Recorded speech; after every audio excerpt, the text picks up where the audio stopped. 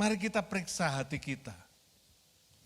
Benar enggak kita ini sudah mengalami Yesus? Benar enggak Yesus itu sudah pernah lahir di dalam hati kita? Benar enggak kita ini punya hubungan dengan Yesus?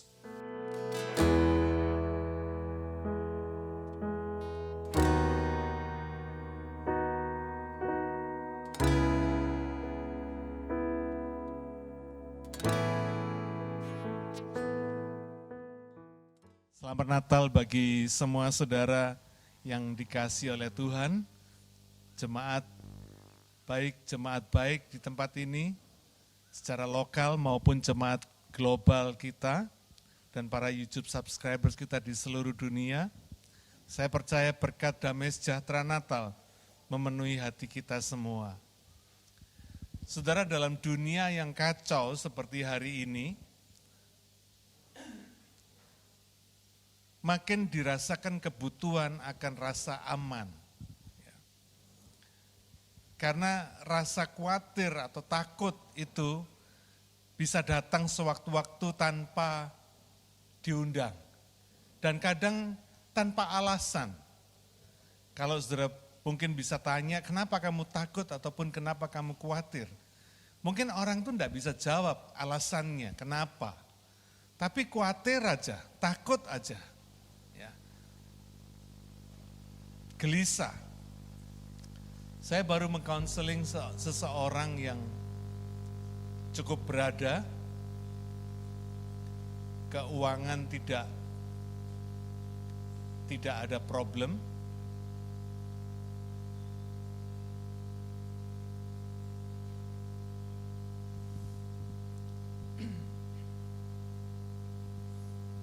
Dia cukup kaya. Dia juga punya banyak properti, tapi gelisah, hidupnya tidak bisa tenang. Ya. Saudara, terbukti bahwa uang tidak bisa membebaskan orang dari rasa takut ataupun khawatir. Ya. Dan dunia ini memang punya alasan untuk merasa takut ataupun khawatir. Nah, dalam suasana yang seperti inilah kita rayakan Natal pada hari ini. Ya. Tahun 2023 ini tema Natal kita adalah Great Joy to all people. Kesukaan besar bagi seluruh bangsa. Saudara, dunia bisa berubah sewaktu-waktu. Tapi hakikat Natal tidak pernah berubah sampai kapanpun. Ya. Nah, pertanyaannya pagi hari ini, bagaimana kita memaknai Natal tahun ini? Ya, kita akan bahas, mari kita baca yang pertama, Lukas pasal 2 ayat yang ke-8 sampai ke-9. 2 ayat ini lebih dulu kita akan baca.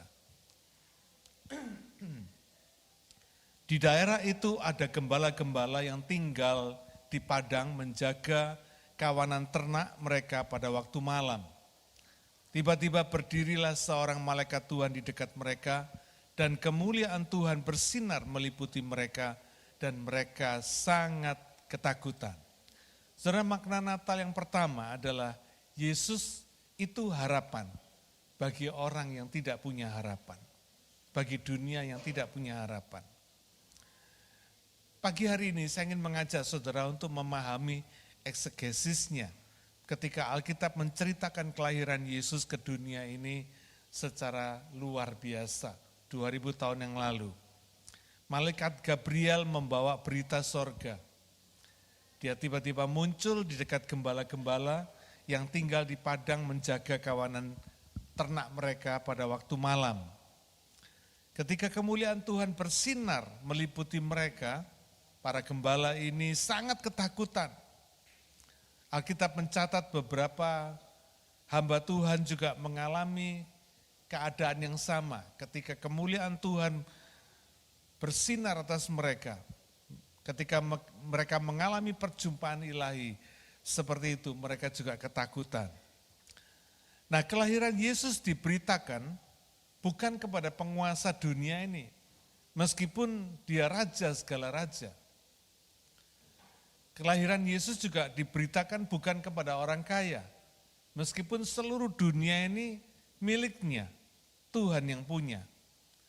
Tapi kelahiran Yesus ini diberitakan kepada gembala-gembala, pribadi-pribadi gembala. Ya.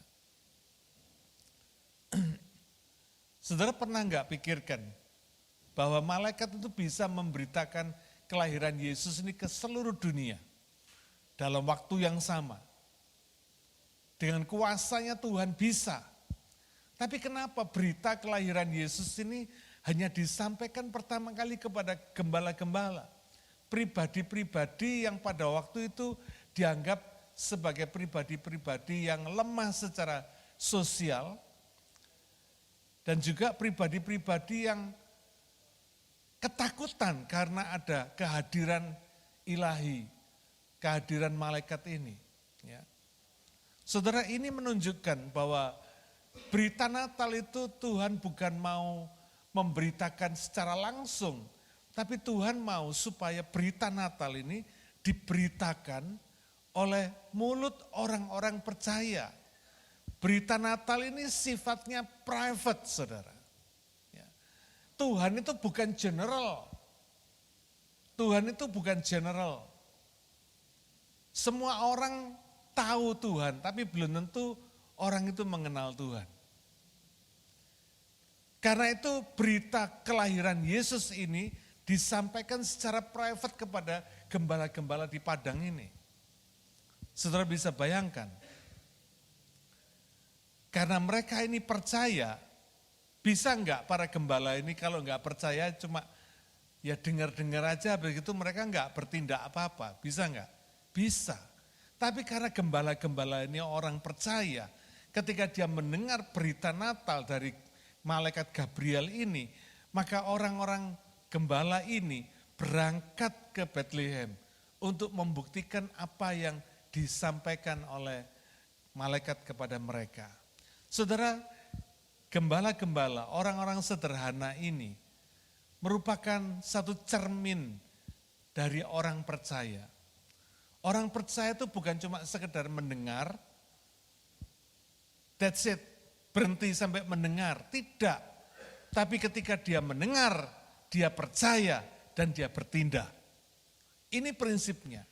Karena itu berita Natal ini adalah berita yang sungguh-sungguh merupakan satu private message, saudara. Berita yang harus diberitakan, kelahiran Yesus ini harus diberitakan, berita tentang Yesus ini mesti diberitakan melalui mulut orang-orang percaya, pribadi lepas pribadi. Pada zaman ini mudah sekali Tuhan bisa pakai untuk memberitakan berita Natal ini melalui teknologi, melalui internet, melalui televisi, melalui sosial media. Begitu mudahnya Tuhan bisa menggunakan semua yang ada untuk memberitakan berita kelahiran Yesus ini. Tapi saudara perlu tahu bahwa berita Yesus ini, berita Natal ini adalah satu private message yang harus keluar dari mulut orang percaya. Mana lebih banyak? Kira-kira berita Natal yang disampaikan lewat teknologi, lewat televisi, sosial media, internet dan sebagainya, atau lewat mulut kita orang percaya? Ya. Ini merupakan satu peringatan buat kita. Bahwa jangan sampai kita memperingati Natal dari tahun ke tahun, tapi dengan sikap hati yang sama. Ya. Ketahuilah bahwa semua orang ingin sorga, tapi tidak bisa semua orang sampai ke sorga. Nah, sorga itu yang dibawa turun ke dunia melalui Yesus. Berita ini berita yang dahsyat, berita yang luar biasa, berita yang harus disampaikan dan menjadi satu kebanggaan kita orang percaya ketika kita menyampaikan berita kelahiran Yesus ini, saudara.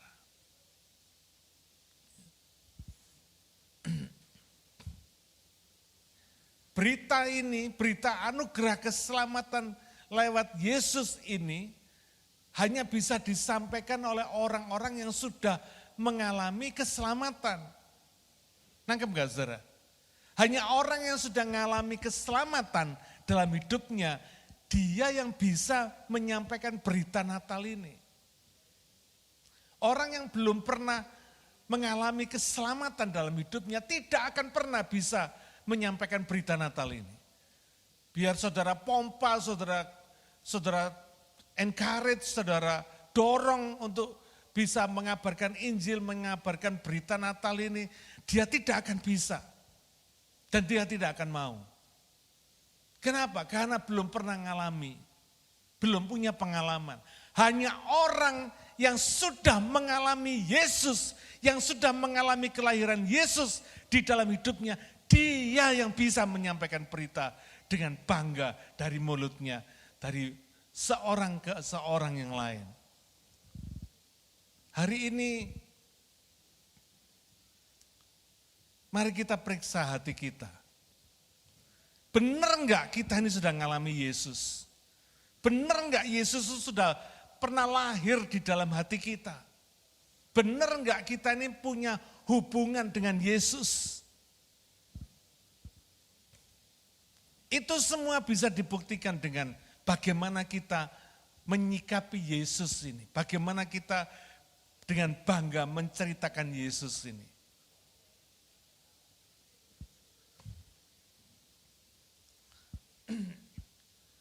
Setiap kali saya pulang Indonesia, teman-teman saya selalu minta supaya saya cerita tentang Australia. Mereka bisa dapat cerita Australia dari internet, dari televisi, dari sosial media, dari manapun juga. Tapi mereka mau supaya temannya yang ada di Australia, yang bisa cerita secara otentik tentang Australia. Nangkep gak saudara ya? Hanya orang-orang yang sudah punya pengalaman bersama Yesus, sudah hidup bersama Yesus, yang bisa cerita tentang Yesus. Orang-orang yang tidak punya pengalaman bersama Yesus, mau cerita apa tentang Yesus? Tidak bakal bisa. Hari ini saudara perlu tahu, berita Natal adalah private message yang harus disampaikan oleh setiap orang percaya. Disampaikan dengan sebuah kebanggaan, dengan sebuah sukacita. Karena hidup kita sudah diselamatkan oleh kelahiran Yesus ini. Karena surga dibawa turun ke dunia lewat Yesus, maka kita boleh diselamatkan. Sejak Adam jatuh dalam dosa, manusia secara tidak langsung sudah terjajah oleh dosa. Dalam hidup manusia ada satu ketakutan karena dosa. Makanya tadi saya katakan, ada banyak orang takut dan khawatir tanpa mengetahui alasannya. Saya mau kasih tahu saudara pagi hari ini. Ketakutan dan kekhawatiran itu karena ada dosa di dalam kita. Dosa yang membuat kita khawatir, membuat kita takut. Karena upah dosa adalah maut. Roma 6 ayat 23 berkata, sebab upah dosa ialah maut, tetapi karunia Allah ialah hidup yang kekal dalam Kristus Yesus Tuhan kita. Takut akan kematian, semua orang takut akan kematian. Karena ada dosa, dia menyadari dirinya sebagai orang berdosa. Nah, gembala-gembala ini adalah simbol dari golongan manusia yang punya alasan untuk takut. Tadi ya, takut karena dosa, takut juga karena miskin. Ya. Ternyata nggak punya uang bisa bikin orang takut.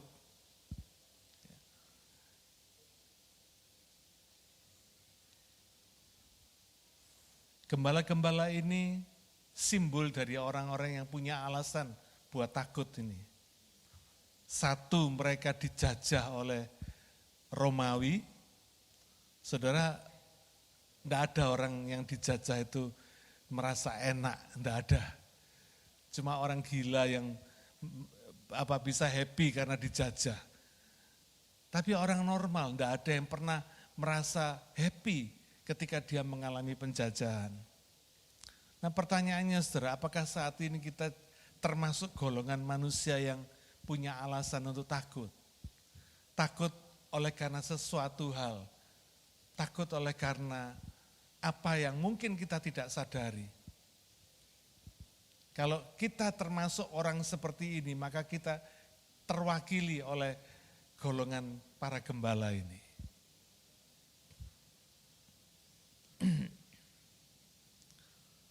Boleh dikata orang-orang seperti gembala ini tidak punya harapan. Tapi puji Tuhan, Yesus yang lahir di hari Natal yang kita peringati hari ini, Dia adalah Tuhan, Dia adalah harapan bagi orang-orang yang tidak punya harapan. Jadi kalau hari ini saudara merasa hidup saudara tidak punya harapan, saudara merasa hopeless dalam hidup ini, ingat, Yesus adalah harapan bagi semua yang tidak punya harapan. Di dalam Yesus ada harapan. Karena itu kita tidak perlu takut lagi akan kematian akibat dosa. Karena iman kepada Yesus membawa pengampunan dosa. Sehingga kita tidak perlu lagi ketakutan atas kematian. Ketakutan terhadap dosa. Ada hidup kekal bagi orang-orang yang sudah diampuni dosanya. Yohanes 3 ayat 16 berkata, karena begitu besar kasih Allah akan dunia ini, sehingga Ia telah mengaruniakan anaknya yang tunggal, supaya setiap orang yang percaya kepadanya tidak binasa, melainkan beroleh hidup yang kekal. Sebab Allah mengutus anaknya ke dalam dunia, bukan untuk menghakimi dunia, melainkan untuk menyelamatkannya oleh Dia. Barang siapa percaya kepadanya, ia tidak akan dihukum. Barang siapa tidak percaya, ia telah berada di bawah hukuman, sebab ia tidak percaya dalam nama anak tunggal Allah. Saudara, kita tidak perlu takut lagi kalau kita punya Yesus. Gak perlu takut karena menghadapi kematian, gak perlu takut miskin, karena Tuhan adalah Yehova Jireh, Tuhan yang menyediakan, Tuhan yang selalu memenuhi kebutuhan orang percaya. Ketika saudara percaya kepada Yesus, ketika saudara punya Yesus sebagai Tuhan dan Juru Selamat saudara, ketakutan tidak perlu ada lagi dalam hidup kita, saudara. Kita tidak perlu takut terhadap masalah apapun juga dalam hidup ini. Karena Tuhan selalu memberi solusi bagi semua masalah kita. Masalah-masalah yang sebelumnya tidak ada jalan keluarnya. Ketika Yesus hadir dalam kehidupan kita, semua masalah kita ada jalan keluarnya. Mazmur 23 ayat 1-6 berkata demikian. Tuhan adalah gembalaku, takkan kekurangan aku. Ia membaringkan aku di padang yang berumput hijau. Ia membimbing aku ke air yang tenang. Ia menyegarkan jiwaku. Ia menuntun aku di jalan yang benar oleh karena namanya. Sekalipun aku berjalan dalam lembah kekelaman, aku tidak takut bahaya, sebab Engkau besertaku. Gadamu dan tongkatmu itulah yang menghibur aku. Engkau menyediakan hidangan bagiku di hadapan lawanku. Engkau mengurapi kepalaku dengan minyak, pialaku penuh melimpah. Kebaikan dan kemurahan belaga akan mengikuti aku seumur hidupku, dan aku akan diam dalam rumah Tuhan sepanjang masa. Saudara, inilah keyakinan Daud. Daud ini hidup 1000 tahun sebelum Yesus. Tapi dia mengerti kehadiran Yesus di dunia ini membuat hidupnya komplit, saudara. Hidup yang komplit adalah hidup orang yang punya Yesus. Ketika saudara belum punya Yesus, jangan pernah berharap hidup saudara komplit. Ada sesuatu ruang di dalam hati saudara yang tidak bisa diisi dengan apapun juga, termasuk duit saudara. Karena ruang itu cuma miliknya Tuhan. Ketika saudara punya Yesus, hidup kita jadi komplit saudara. Kalau Daud bisa punya iman seperti yang ditulis dalam Mazmur 23 tadi, maka kita pun juga bisa percaya seperti Daud. Karena kita pun juga orang percaya. Yesus lahir di hati orang yang sedang ketakutan. Karena dia melenyapkan semua ketakutan. Ketika dia hadir dalam hidup saudara, semua ketakutan saudara akan lenyap. Ya. Saudara tidak akan pernah takut mati lagi. Saudara nggak akan takut sakit. Saudara tidak akan takut miskin. Nggak akan ada takut apapun juga dalam hidup ini. Kenapa? Karena Yesus hadir dalam hidup saudara. Dia melenyapkan semua ketakutan kita. Ya. Ini bukan dibikin-bikin loh saudara. Ya. Saya bisa bersaksi di sini. Kalau mungkin dituliskan, mungkin pencobaan yang saya alami di dunia ini komplit. Saya sudah mengalami kanker darah. Saya sudah mengalami ginjal yang failure, kidney failure. Saya sudah mengalami jantung yang dioperasi, di bypass. Komplit saudara. Saya pernah cerita bahwa ketika saya mau masuk kamar operasi, surgeon saya tanya, apa kamu takut? Saudara, saya enggak bikin-bikin, saya bukan berkata saya orang pemberani, enggak. Tapi aneh. Selama saya menghadapi banyak tantangan dalam hidup saya, tidak ada ketakutan sedikit pun muncul dalam kehidupan saya. Haleluya. Ya. Yesus selalu memberi harapan bagi orang-orang yang tidak punya harapan. Dia selalu memberi solusi dalam setiap ketakutan kita terhadap masalah-masalah kita. Karena apa? Karena ada harapan tadi. Selalu ada harapan. Jadi tidak perlu ada rasa takut lagi dalam hidup ini. Biarkan hati kita dipenuhi dengan damai sejahtera dan sukacita. Karena Yesus hadir untuk membawa great joy to all people.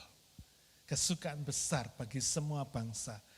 Kesukaan besar bagi semua orang, saudara dan saya. Ya. Dunia ini memang hopeless. Ya. Tidak bisa kita berharap pada dunia ini. Dan dunia ini memang sudah hopeless. Ya.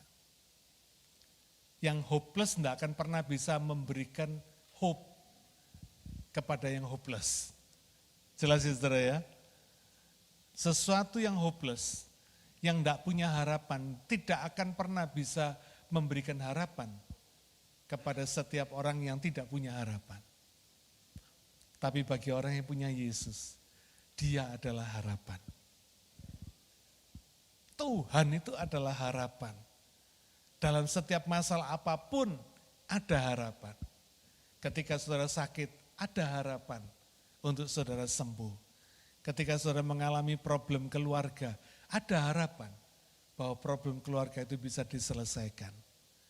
Ketika saudara mengalami persoalan pergaulan muda-mudi, ada harapan. Jangan pernah merasa saudara nggak laku, nggak punya jodoh. Oh jangan saudara. Selalu ada harapan. Amin. Ya, ada harapan. Karena Yesus selalu membawa harapan. Yesus adalah harapan itu sendiri. Ya. Perjumpaan dengan Yesus itu terlalu dahsyat untuk tidak diceritakan. Ya. Sama dulu seperti ketika saudara pertama kali punya pacar.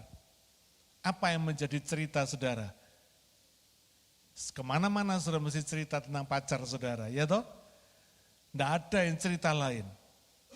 Teman saya barusan pacaran, sudah umur hampir 65 tahun seperti saya baru punya pacar. Saya selalu ngolok-ngolok dia. Tapi sekarang ketika dia punya pacar, dia cerita tentang pacarnya terus-menerus. Dan tidak ada satupun temennya yang dulu ngolok-ngolok dia, karena dia jomblo, sekarang dia nggak berani ngolok-ngolok dia lagi, saudara. Karena dia sudah punya pacar. Dia ceritakan semua secara detail tentang pacarnya ini. Dan dia begitu bangga tentang pacarnya ini. Saudara, Yesus itu begitu dahsyat buat kita. Jangan pernah lupa kita cerita tentang dia. Bagaimana kita bersaksi tentang Yesus, itu menunjukkan kebanggaan saudara terhadap Yesus. Ya. Seberapa banyak pengalaman kita bersama Yesus, demikian juga kita akan bersaksi tentang Yesus. Dari hal yang kecil-kecil, ya. Saudara, Tuhan itu nyata, He is real di dalam kehidupan kita. Bukan dalam hal yang besar-besar terus, dalam hal yang kecil-kecil. Saya selalu mengalami Tuhan, begitu dahsyat, begitu luar biasa. Ya. Yang pertama, Yesus adalah harapan bagi yang tidak punya harapan. Yang kedua, Yesus mengganti ketakutan dengan sukacita yang besar. Itu sebabnya ketika Yesus hadir, ketika Yesus lahir di dalam kehidupan kita, ada sukacita besar, ada kesukaan besar, ada sesuatu kesukaan yang dahsyat yang tidak bisa diceritakan, tidak bisa dilukiskan, tapi bisa diceritakan. Ya. Seberapa besar, seberapa dahsyatnya sukacita, saudara nggak bisa menggambarkannya, tapi saudara bisa menceritakannya. Sehingga orang juga bisa merasakan sukacita saudara itu. Sukacita yang ada di dalam hati saudara. Ya. Lukas 2 ayat yang ke-10 dan 11 berkata demikian. Lalu kata malaikat itu kepada mereka, jangan takut. Sebab sesungguhnya aku memberitakan kepadamu kesukaan besar untuk seluruh bangsa. Hari ini telah lahir bagimu juru selamat, yaitu Kristus Tuhan di kota Daud. Saudara, Tuhan tahu bahwa dunia ini penuh dengan ketakutan. Karena itu kata pertama ketika Yesus lahir, ketika berita Yesus disampaikan. Beritanya apa? Jangan takut.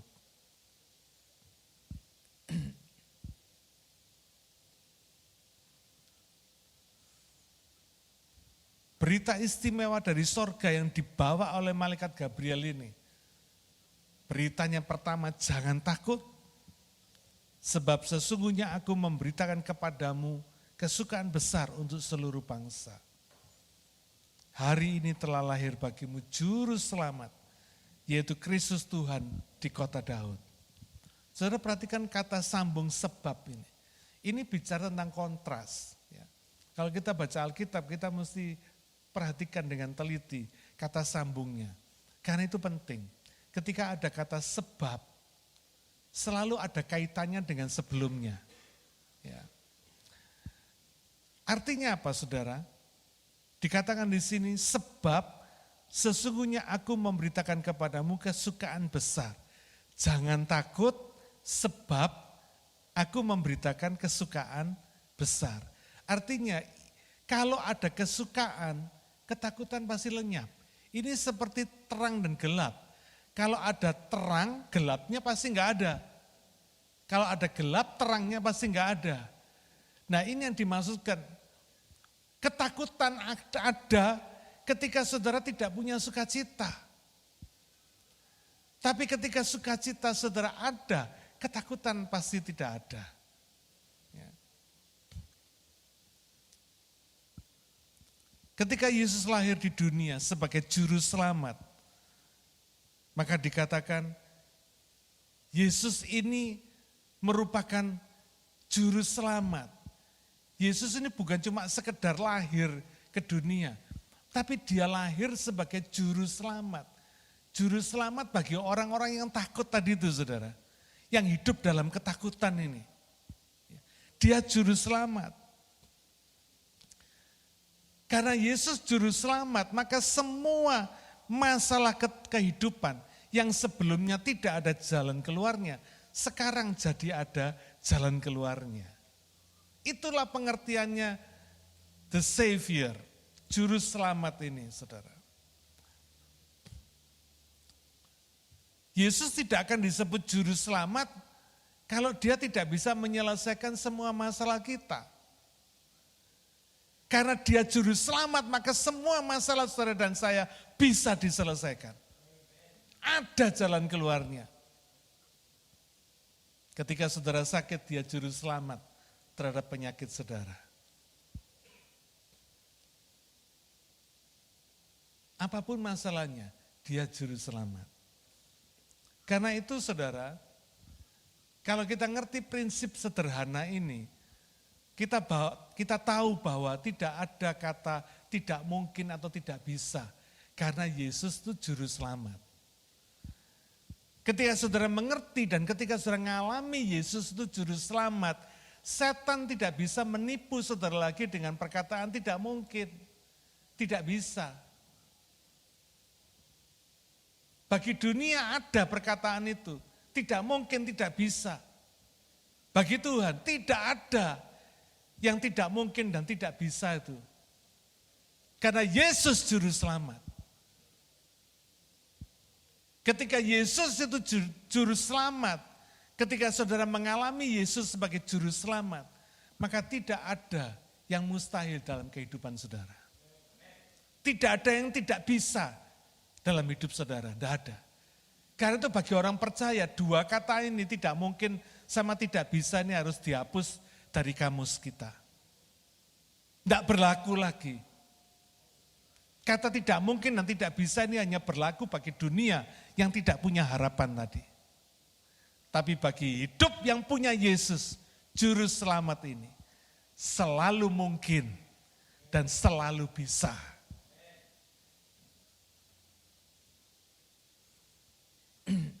Kalau ada persoalan yang belum selesai, bukan berarti tidak bisa selesai. Ya.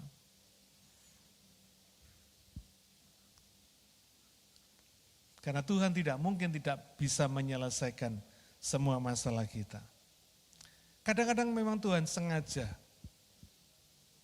belum menyelesaikan masalah kita. Karena Tuhan sedang deal dengan hati kita. Persoalan biasa,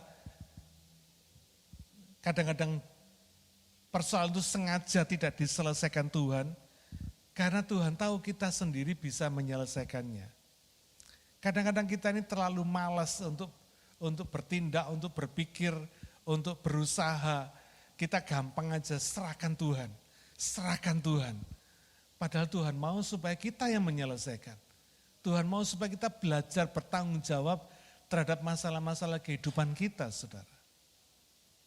Itu sebabnya Tuhan mau deal dengan hati kita.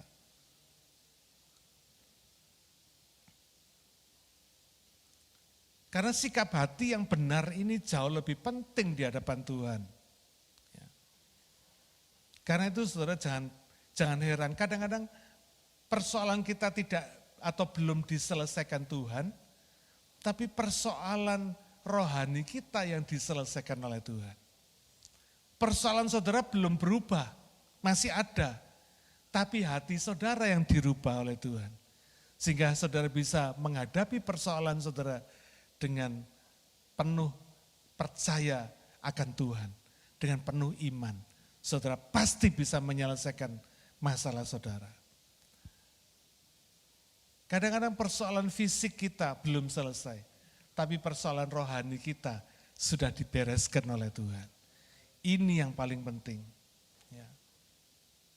Itu sebabnya Tuhan mau supaya kita selalu berharap kepadanya. Tidak mengandalkan orang lain atau mengandalkan diri kita sendiri.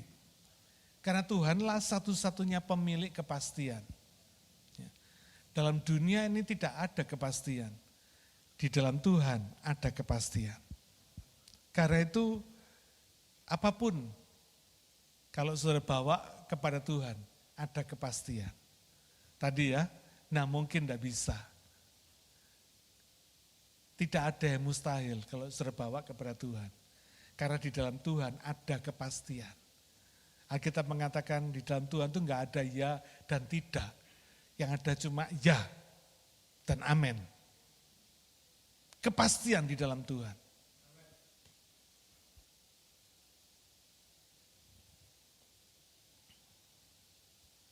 Manusia bisa beli jam yang termahal sekalipun.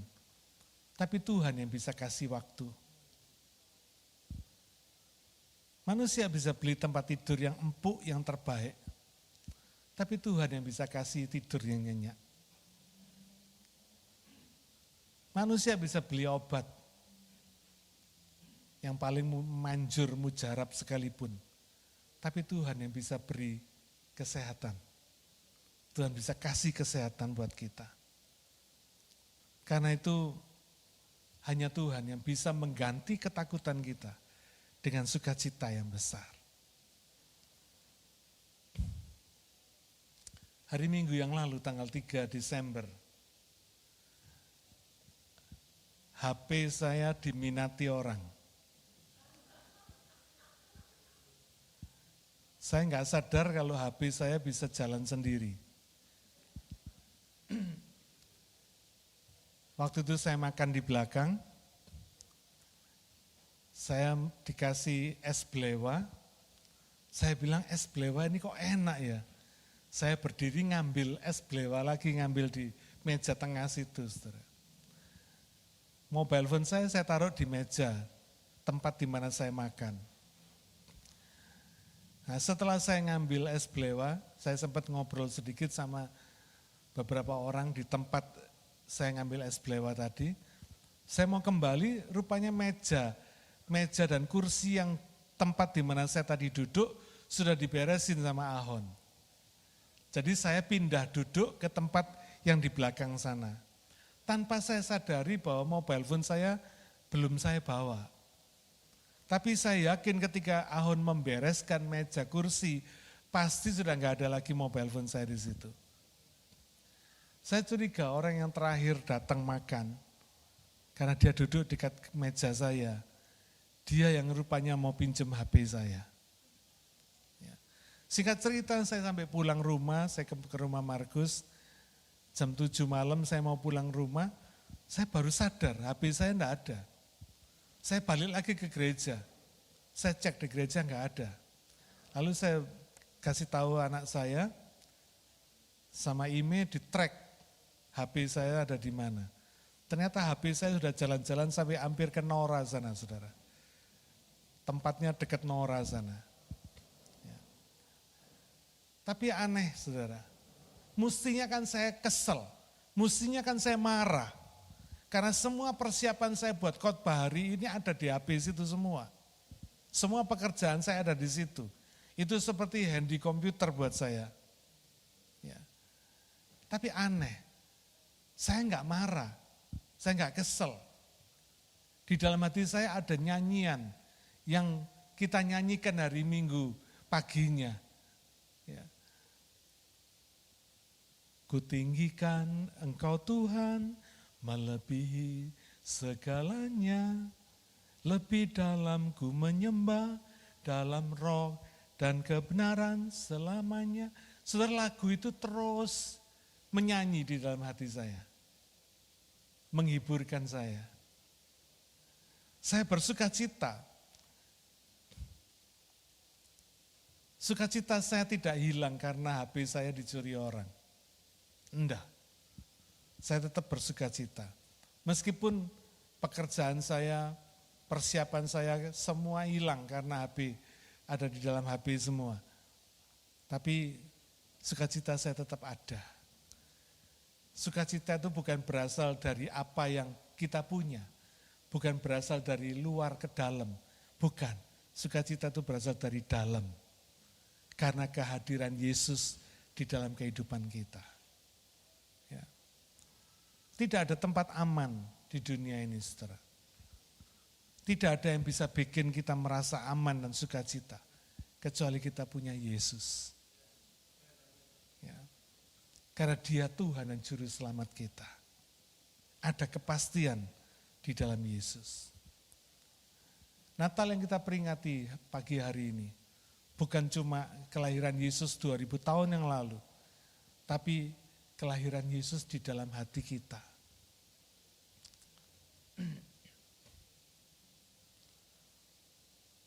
Kalau saudara hari ini masih punya ketakutan dan kekhawatiran, lepaskan itu.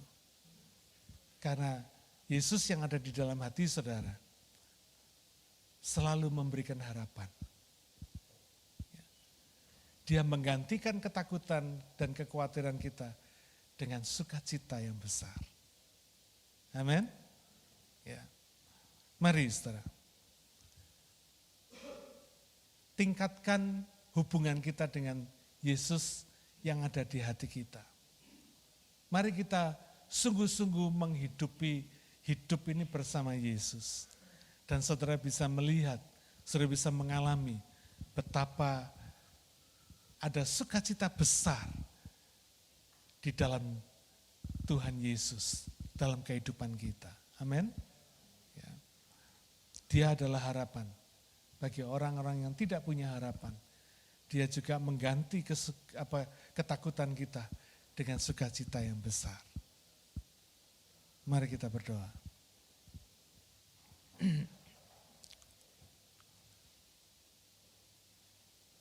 Bapa Surgawi, kami sungguh mengucap syukur kepadamu.